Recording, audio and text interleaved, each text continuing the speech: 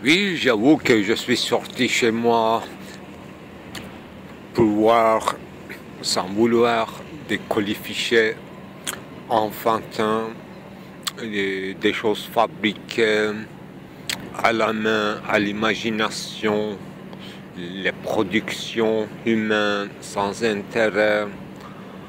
Eh bien, c'est tant mieux.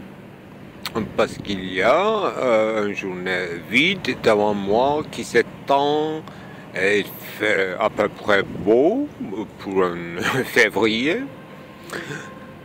Alors, je pensais les colifichets, bien sûr, l'art, un mannequin, une tête de mannequin, un cœur. Oui, ça m'a fait dire des choses tranquillement. Ils m'écoutent, les mannequins. Je veux dire, les mannequins vestimentaires, pour ceux qui posent pour les peintres, oui, ça existe aussi. Selon Sarrazin, selon Balzac, à peu près partout pareil. Au 19e, ils sont un peu, un peu bonheur, je ne sais pas, femme de ménage, garçon de café, qui sont-ils en fait finalement? Ce modèle devrait avoir un autre métier quand même, un revenu plus stable que caprice d'un peintre qui va dire viens, l'autre jour va et tout. Mais sarrasine ou sarrasin, je ne sais pas. Les deux est possible en fait.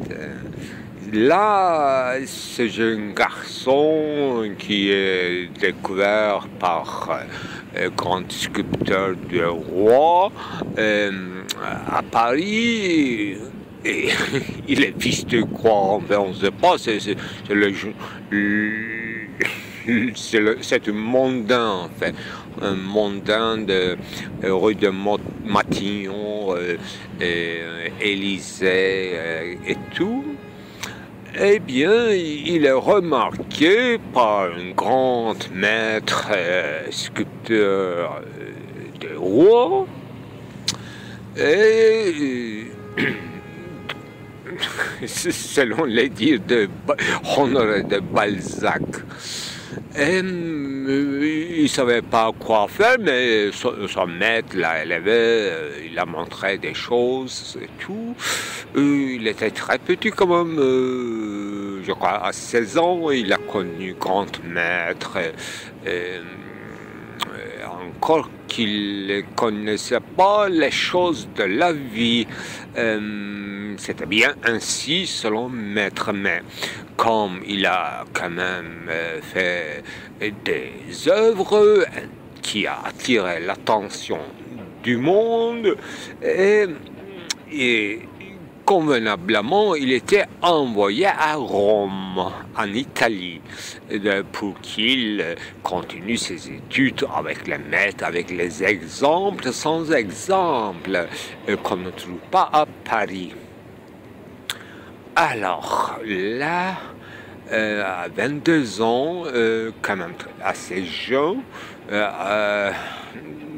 il est sorti de son atelier de maître, il est allé à cette Italie qu'il ne connaissait pas du tout bien sûr, et il a vu des choses étranges. En fait, il a examiné toutes les œuvres pendant des heures, les heures et les œuvres. Il était fasciné, il était curieux de tout, et en plus il a découvert la vie quotidienne en Italie, qui était un peu différente de Paris, qui est gris, morne, froid, fastidieux, les soirs sont très vulgaires, les soirées sont vulgaires. En Italie, il y avait quelque chose quand même désintéressé, rituel, qu'il a découvert, qu'il ne connaissait pas en fait. Est-ce qu'il s'agit d'une religion, une vie, une habitude, une tradition? Mais il se laissait aller avec les gens du monde le soir, dans les soirées, et c'était très différent de Paris. Donc, personne ne s'intéressait pas avec ce qu'il fait, parce que, bon, il y avait partout des gens de tout métier, donc là n'était pas le centre de discussion comme à Paris en fait. À Paris, il y a très peu d'art, mais il y a beaucoup de discussions bidons, vides, sur l'artiste plutôt que l'œuvre d'art. En fait, ce sont des d'où vient, qu'est-ce qu'ils font, comment il a gagné, et tout. Si vous avez compris, en fait, je résume un peu l'atmosphère de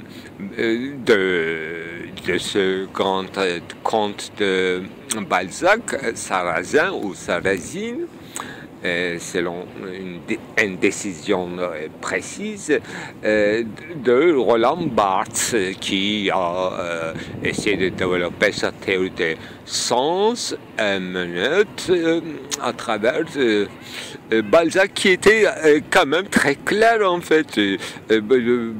Barthes a un peu donné des leçons pour les étudiants universitaires qui ne comprennent rien de ces histoires de Paris et tout.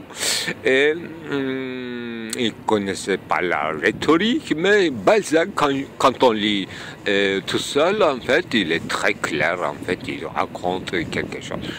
Il raconte que, sans dire, bien sûr, il n'a pas besoin d'expliciter les choses.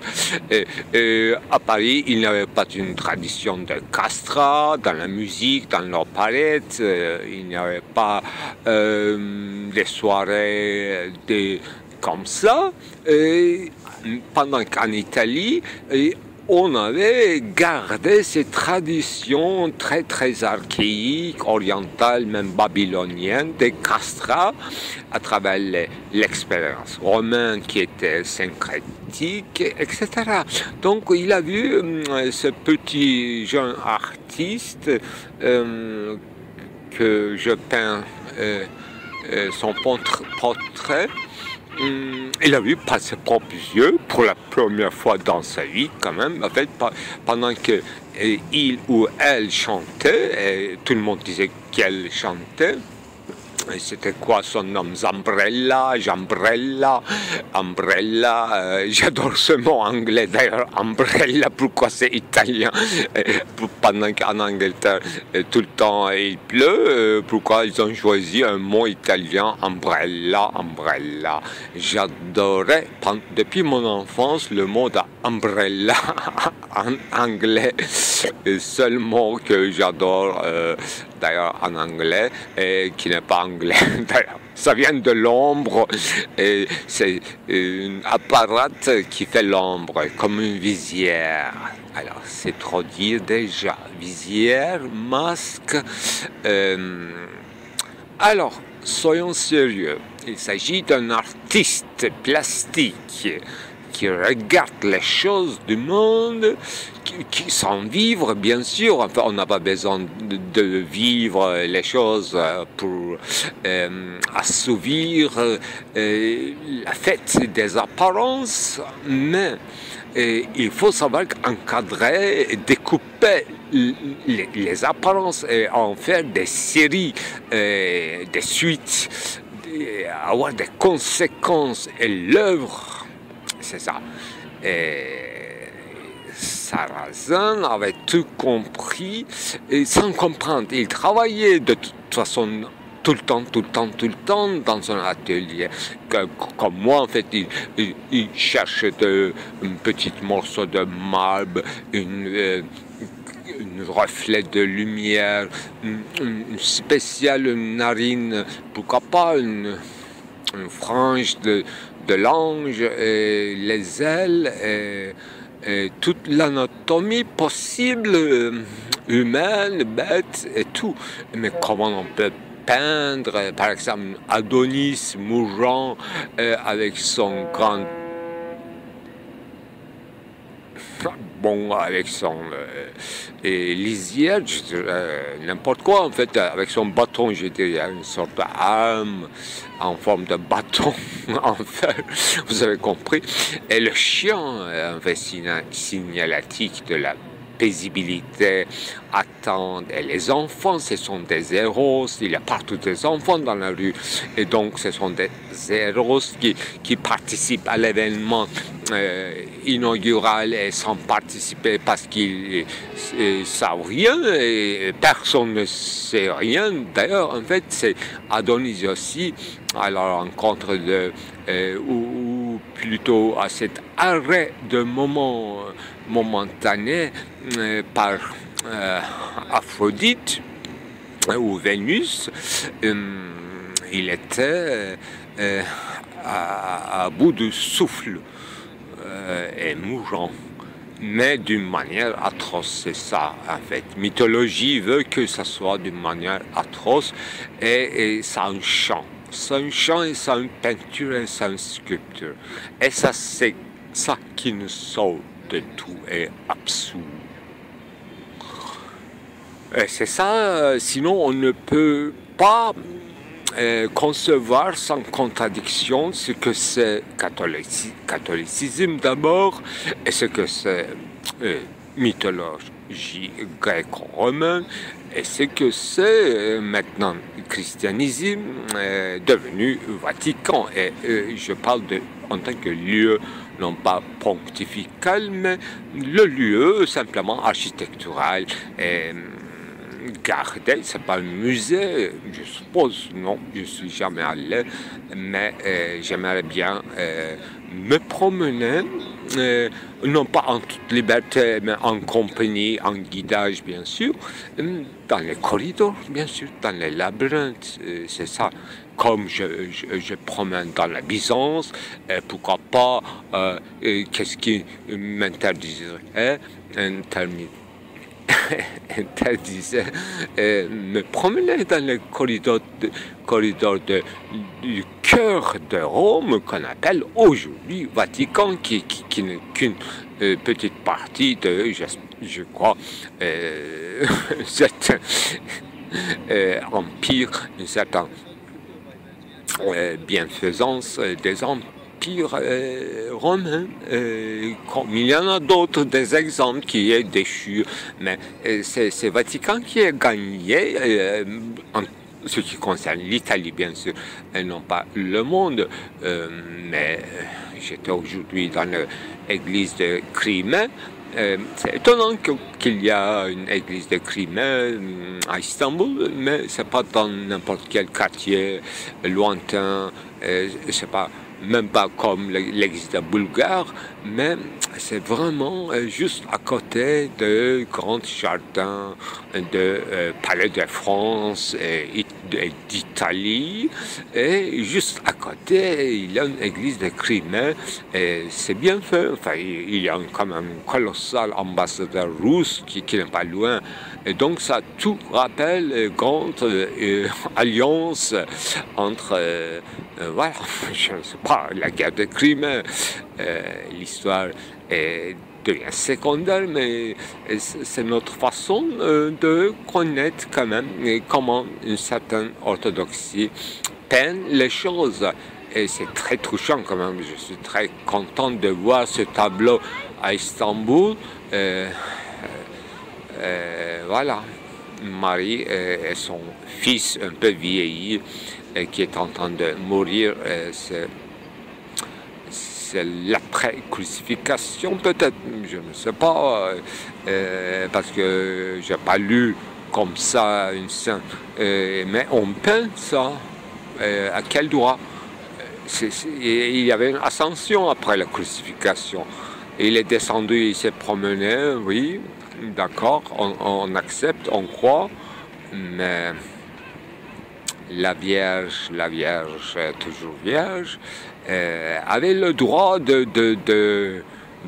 d'avoir au genou son fils quand même grandi un peu, vieilli un peu, abîmé, carrément comme clochard, parce qu'il a fait tout, ce clochard, pour ramasser, je dirais, retourner comme on retourne la terre, comme là-bas, tout le Moyen-Orient, toutes les croyances du Moyen-Orient. Peut-être sans savoir, parce qu'il n'a pas fondé une religion. Il a vécu, il a fait des messages. Il était messager comme l'ange, un peu plus développé comme hypostase. Et l'ange Gabriel, il est resté toujours médiateur, sauf la sculpture qu'il a hypostasiée. Mais Christ, il était vraiment hypostase. C'est ce qu'on appelle dans l'islam prophète. Dans le christianisme, on rejette que il professait, c'est-à-dire il n'était pas prophète. Ça, c'est une discussion théologique délicate, mais il a bien professé quand même, il faut accepter, il était un prophète, bien que incarné ou pas, je veux dire incarné, ça fait partie de la prophétie en tout cas. Bon, ce qui m'intéresse plutôt, c'est Ismail Rumi, n'est-ce pas? Mais c'est trop tard comme siècle, c'est presque 17e siècle, mais c'était près de chez moi et j'avais l'accès rapide et immédiat à Ismail Rumi, bien que j'ai découvert plus tard Mehmet Rumi à Üsküdar, Scutari, mais à Firza, Cihangir, donc en plein Taksim, je veux dire, il y a Ismail. Et à l'autre côté, il y a à Nazi, il y a Mehmet, paléologue, Mehmet le paléologue byzantin. Mais Rumi Ismail, il est appelé par Djeilani. Bon, ça se coupe aussi leurs histoires en fait. Ça, je vais essayer de compléter. Et il nous reste à Scutari une autre prophétie ou hypobase, je veux dire, qu'on appelle Hüdayi, Mahmoud Hüdayi, c'est le saint des mers, voilà. Je vous ai montré peut-être tout à l'heure que toute l'étendue de l'Asie commence ici à Istanbul. Moi, je suis pour l'instant dans le côté européen d'Istanbul, donc Byzance, ce qui est occupé, ce qu'on appelle conquête de Byzance, c'est la partie européenne de la ville. Mais parce que la partie asiatique de la ville, qui n'existait pas comme partie, était déjà occupée depuis au début du XIVe par les Turcs, par Orhan Gazi. Donc Üsküdar était presque toujours, depuis toujours, turc. Voilà, turc. En islam sommaire. Donc, je vous ai montré toute cette étendue d'Asie, premier pas à l'Asie, que les Turcs imaginaient pendant l'Empire ottoman que c'était premier pas vers Kabe, hein, vers la Mecque, vers la ville de Mecque. Donc, c'était le lieu de pèlerinage. Effectivement, c'était un commencement, un rassemblement pour grande pèlerinage vers la Mecque. Ayrılık Çeşmesi, c'est-à-dire fontaine de séparation, sur laquelle j'ai fait quand même un film plusieurs fois.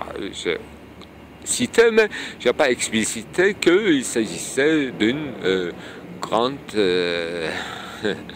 cortège. C'est une sorte de procession, bien, procession. Et toute la troupe traversait la mer. Donc c'était un peu désordre, ça prenait du temps selon le climat, et on reprenait quand même cet état de cortège, de procession, dans une grande arène quand même qui commence de Üsküdar, qui finit à Fontaine de Séparation. Donc c'était complètement rituel. Simplement, c'est un lieu de se quitter, de se faire dernier pique-nique ensemble, avec tous ces arbres et tout. Et toutes les cimetières commençaient là aussi. Après, tous les musulmans d'Istanbul, donc côté Asie et Europe, ils voulaient s'enterrer dans le côté Asie. C'est ça que je prononce première fois parce que j'ai appris très précisément il y a quelques jours. Vous savez que enfin, j'ai enterré ma voisine dans le cimetière de Karacaahmet qui s'étend, enfin, c'est le premier grand cimetière du monde qui n'a pas un commencement, qui n'a pas une fin. Et puis en plus, l'autre jour, j'étais dans la tour postmoderne de Acacia, là, qui malheureusement ça aussi c'était dans les limitrophes de grand cimetière de Karacaahmet. Alors, qui était Karacaahmet? C'était un personnage, bien sûr, c'était un petit saint qu'on appelle Evliya, moi, à mon avis, enfin, je l'appelle Evliya, qui avait une sainteté. S'il était sunni ou alévite, ça n'a aucune importance parce qu'il était un musulman primitif, comme on parle de christianisme primitif, donc Karacaahmet, Şahkulu, que j'ai fait dans tous les films. Maintenant, aujourd'hui, j'ai complètement série avec Ismail Rumi, quand même. Il y a quand même l'autre Hüdayi à Üsküdar qui m'attend depuis longtemps. Chaque matin, je prends ça.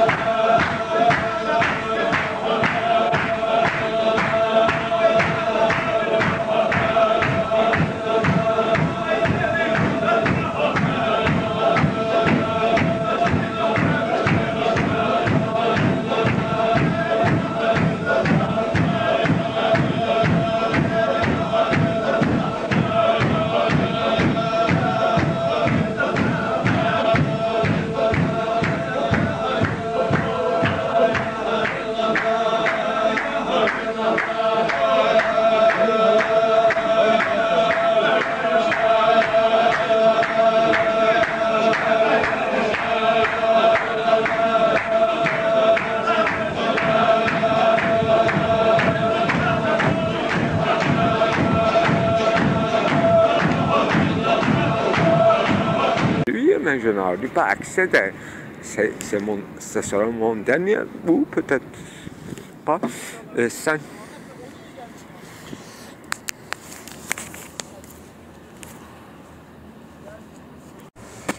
Ma phrase initiale, je suis sorti de chez moi pour voir les colifichets du pouvoir, quelque chose comme ça. En fait, mon intention initiale est complètement effacée dans une histoire conjoncturelle très empirique et historique transcendantale.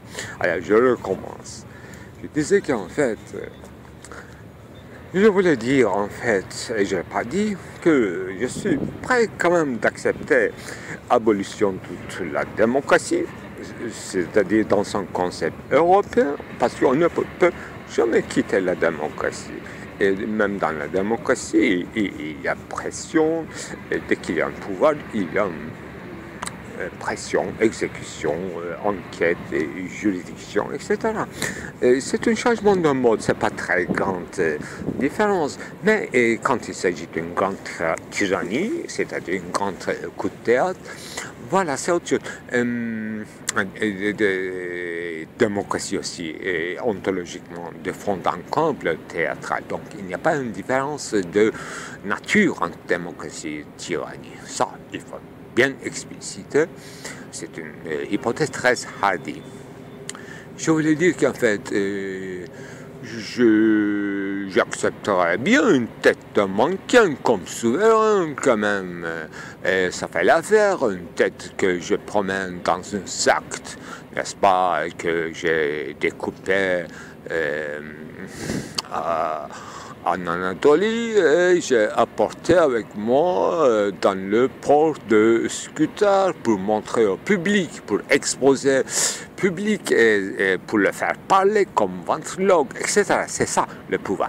C'est-à-dire, j'accepte que le pouvoir soit non pas tyrannique, mais théâtral, c'est-à-dire la vérité en tant que vérité illisible, indicible, immontrable, mais gardée, au sens de Wahrheit, par un certain réseau très organisé, bien qu'ils ne savent pas ce qu'ils font, etc. Ce qu'on appelle une organisation religieuse, extatique, etc. Pourquoi pas une secte? Ça, tout peut être compréhensible sociologiquement.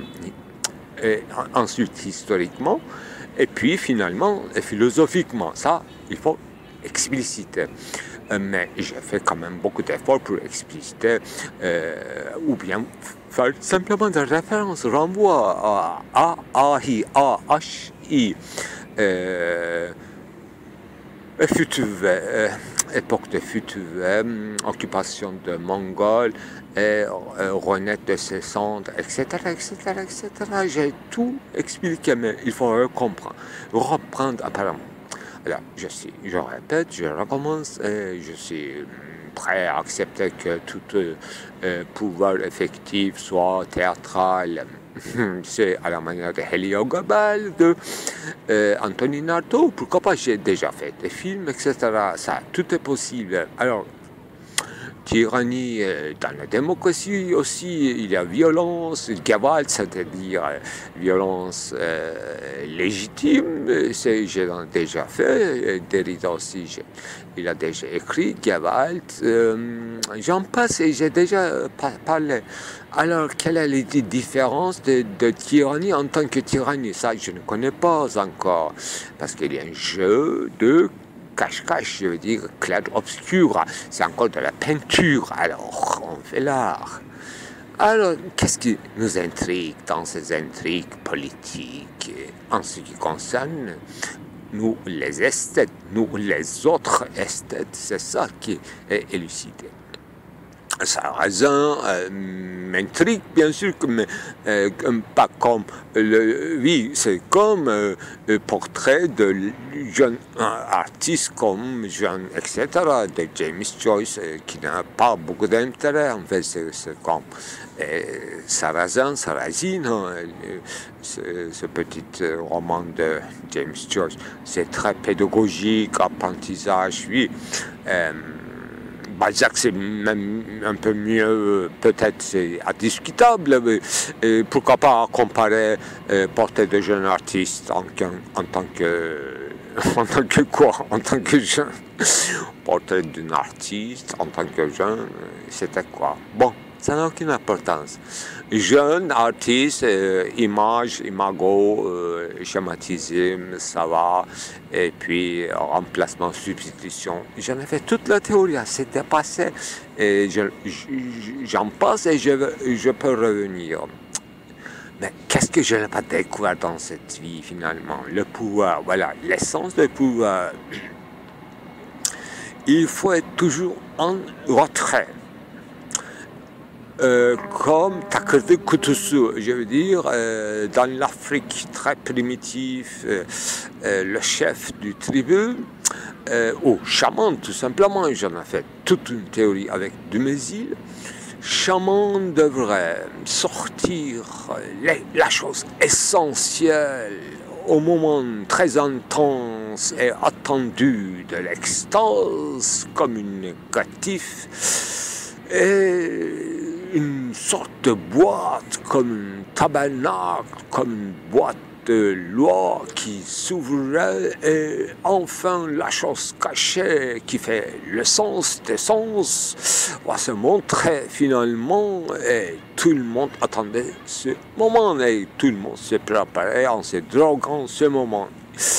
Initial et final, là, ça sera une signature effective de la communauté. Là, on fait un bruit dans la boîte parce qu'il y a une chose, de la chosalité de la chose, une solide qui fait bruit dans la boîte, dans n'importe quelle boîte. C'était une sorte, je dirais, Daoul, voilà.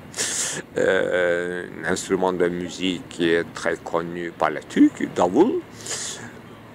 Et il devrait y avoir un autre saxophone, c'est-à-dire zurna. Daoul zurna, ça fait le pouvoir, ça fait la fête, ça fait le public, ça fait le théâtre, ça fait l'extase, ça fait illusion, ça fait rassemblement, ça fait religion. Donc voilà, ma réponse pour l'instant finale. Daoul zurna, c'est-à-dire une sorte de tambour et une sorte de trombone. Trompette, saxophone, quelque chose à frapper comme trompette, quoi.